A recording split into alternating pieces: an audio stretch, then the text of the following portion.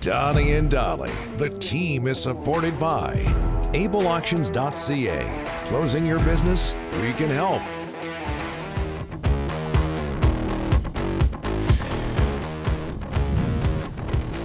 What day is it today? Monday. I'm losing track. All of our guests today are sponsored by Passant Motors. That includes Jason Strudwick, standing by with your next vehicle purchase. Choose this or that. Choose between a $1,000 gas card or a big screen TV. Visit, you good? Oh, yeah. Sound like the hotel room last night. Visit Passant Motors, BASANT Motors.com. Just before we get to Jason Kelly from Nanaimo, there's a lot of this in the Delaney's OK Tire and Langley inbox. And early, is it just me? But shouldn't McDavid have some sort of fine? He actually started it all. That's Kelly from Nanaimo. I don't know if Jason's been hearing much of that in Edmonton, but Jason joins us now. Jason Strudwick, how are you? I'm great. What's up, boys? A whole lot last night and more on Tuesday. Co-host of the Got Your Back podcast, by the way. Just your reaction to what happened at the end of the game, and that so far all we heard in terms of a fine or a suspension is that Nikita Zadorov is getting fined $5,000. How did you see it? Yeah, he got his money's worth. That's for sure. Yeah. Listen, it's a heated battle in there at the end of the game, and Connor slashes Soucy. They're two apex predators that are out there for the Canucks doing their thing at the end of the game.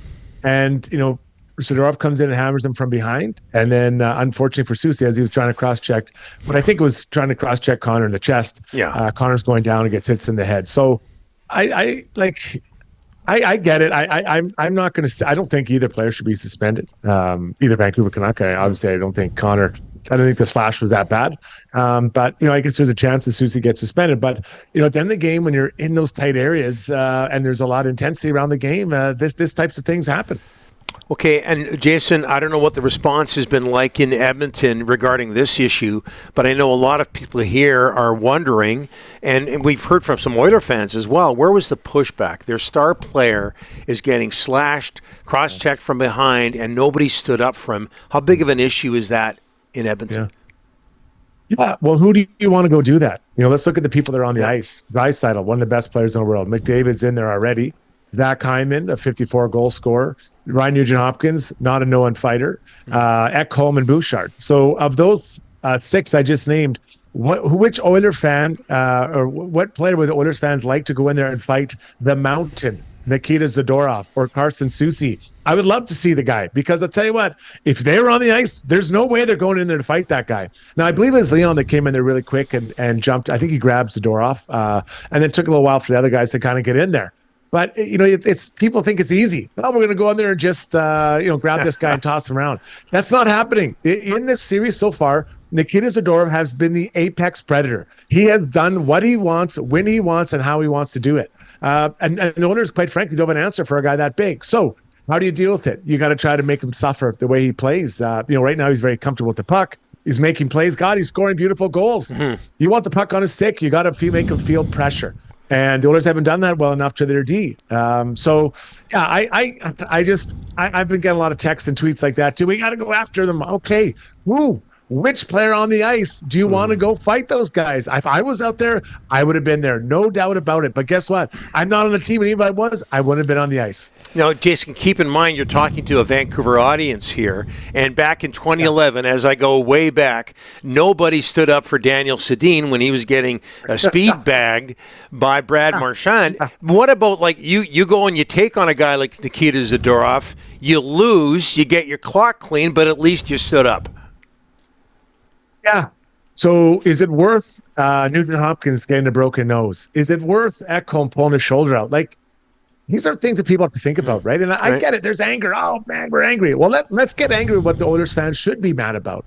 The Oilers completely dominated the period and overtime. Sorry, third period and overtime of the second game. Dominated. That was as one-sided as a hockey you can play. So after game two, I thought the Oilers are going to come out and they're going to just take give these guys a beating the first period. Well, guess what? Guess who raised their level of intensity? The Vancouver Canucks. They came out, even though they got scored on first, their intensity level was so high. The Oilers couldn't match it, and they were playing catch-up the rest of the game. It's 2-1 late in the period. Oh, bad backhand pass by Fogle. Now it's 3-1 with like 2 minutes to go in the first period. That was a really hard goal. Now you're playing catch-up again.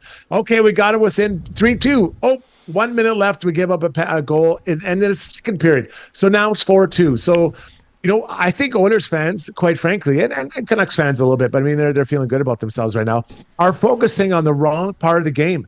Who cares what happened after the game? That to me, it doesn't matter. Let's talk about what happened minute 1 of the game. The Oilers weren't ready to match the intensity of the Canucks. So they were chasing the game the whole time. And that to me is more concerning than whether or not Carson Soucy gets suspended or fined, or if Zadorov loses $5,000 out of his coin purse. Hey, Jason, what's more concerning for the Oilers has to be the goaltending. The Canucks' third-string goaltender's out playing Skinner. The Canucks only scored 13 goals against Nashville. They've got 12 and 8 periods against Skinner. Are you surprised they are getting to Skinner the way they are? Well, Skinner was really good for the Oilers over the course of the year. And let's just put that first quarter of the season to the side. I think the whole team was having a tough time. Then they changed the goalie. And Skinner was very steady for the Oilers. I was like, okay, this guy, you don't need to win games for your team, but you got to give him a chance. And so you look back at some of the goals that have gone on. I already mentioned Zadorov over the shoulder. Yep. I know goalie coaches don't get mad at me. I don't like that. I don't like that they're going down. But anyways, everyone's doing it. But then the Garland goal, I believe was the winner for game 1. Didn't like that goal. And then last night, there's no doubt that, there's some blown coverage and a bad backhand pass. And, in the first goal, a misread by one of the penalty killers. But you just make one save, right? Just make one of those as a save. You got to give him a chance because Shelob is doing a great job. Now, at times, I believe he's getting lucky. But to be lucky, you got to be in the right place. I think that does make a difference. And he's doing a great job. And I see his post-game interviews. He looks like someone who's on my U15 team, just a little guy, just happy to be here and having a great time. And he's doing a great job. Now, there was some luck last night, a couple posts that probably, maybe if it's an inch in towards the net, it goes in. But at the end of the day, he's getting the job done. So I can sit here and, piss and moan, oh, it's good luck, he's lucky. Well, it doesn't matter. He's getting the job done. So I think for Skinner, he's got to try to find that same level, just make that one extra save. And now they've changed the story a little bit with Pickard going in the third period last night. I'm wondering, do they go back to him? I quite frankly, I would probably start Pickard on Tuesday night. Yeah. When I look at his body of work this year, he's been good. No one expected him to be in this position. Obviously, Jack Campbell had a tough start. They brought him, and he's done a good job. And he do enough just to give you a chance. Like the Oilers, if they could have kept it at 3 last night, I think they probably at least get a fighting chance in overtime, obviously. But the fourth goal, that was a killer. And I'm not saying that's the bad goal, but just always that one extra, right? It's like when you're at the craps table, like, my God, if I could just get that one more roll, this would be a really good roll. And when you don't, it just is a house of cards and it falls down. And in a series where Oilers could be up 3-0, they're down 2-1. And Canucks feeling really good about themselves. Jason, the Canucks have 6 forwards who have scored a goal in this series so far. After McDavid, Hyman, and Draisaitl, nothing from the bottom 6 for the Oilers. You concerned about that depth issue right now? I am. I mean, I think one of the challenges when you load up the top line like they have, it's those guys are playing so much that, and they're not. Like, you got to have some. Spread it out. I would advocate for Chris Knobloch to go back to splitting up Connor and Leon and try to get 2 lines that are going that and make other guys feel like they're involved in the game.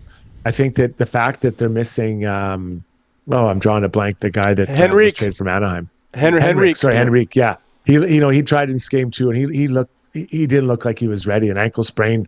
I think we've all had that. It's not easy to play through unless you're Leon Draisaitl, I guess. But I think that, I think they're missing him, but I would advocate to split him up and that would get more guys involved. But Chris Knobloch's have some big decisions. Do you which goalie do you go with? And you split up Connor Leon. Those are probably the 2 biggest ones that he's mulling over as he's having his green tea this morning. We'll get into the green tea maybe later, Jason. The name Sam Carrick keeps coming up in our inbox. Is there a possibility? And I believe he drops them.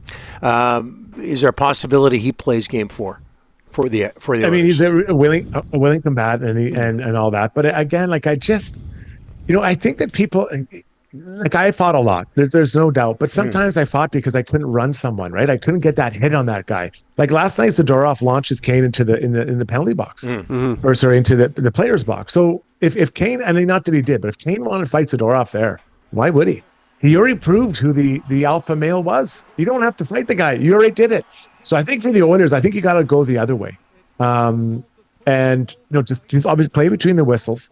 And I'm not saying the Oilers are going to run out of the buildings, but trying to compete with a guy who's 250 pounds is really difficult. So I've advocated for Carrick to get in. I think there's maybe some issues with some health earlier in the playoffs, and I'm not sure where that's at now. But he's a little bit heavier player. Get in there and kind of just push back a little bit with some of the hitting, but that also falls on Vinny Darnay. You look at him; he had no hits last night. He's a large man. Cody Ceci playing a lot of 15 minutes last night. Obviously, it's a bit skewed with the Fab Five playing all the time, but he has no hits last night. So it's doesn't you don't have to go and run everyone around, but you've got to push and put guys, fall down on guys. You look at the way the Canucks. I go back to my initial comment. The Canucks came up their first shift. I believe it was Lindholm and Dakota Joshua who run Ekholm, who's been arguably one of the best D in this series, if not the best one in this series for both teams. And what's the response? They weren't ready, and that's you got to be ready to go right off the hop and ready to jump and be physical and attack. And the Canucks were, and so the Canucks have done a really good job in this series of pushing. Bringing their tempo. And yeah, there's some times they're spending a lot of time in their own zone. And I think that if I'm Rick talking, I'm a little bit worried about that because, Shelov's playing great, but, how long can he hang on? But you know what? You only got to hang on for 2 more wins. So a lot of positives for them. I think the Oilers have a better version of themselves in that game or in game 4.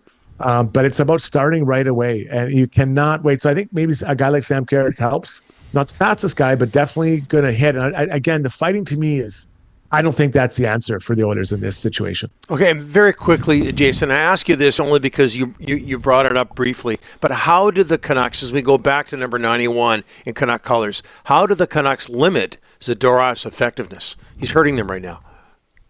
I mean the Oilers, sorry. The Oilers, yeah. Yeah, geez, I think he's playing pretty well.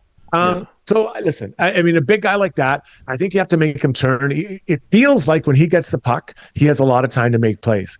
And quite frankly, all their D are feeling that way right now. So you've got to put pressure on him. And the Oilers don't necessarily have the guys that can go and plow through them.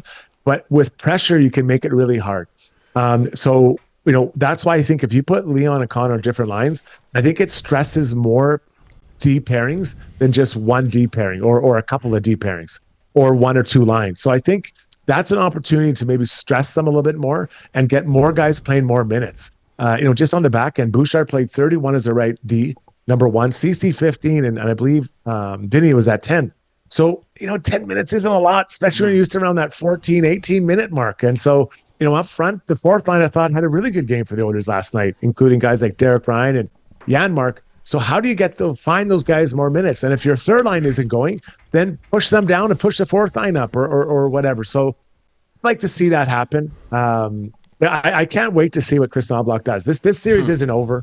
Obviously, I think it's going to be a grind for both teams to try to squeak out the 4 wins. But it's just like the Oilers be ready to start right away, but make those D-men suffer on the other side. Again, not so much of physicality, but pressure. No D-man likes pressure.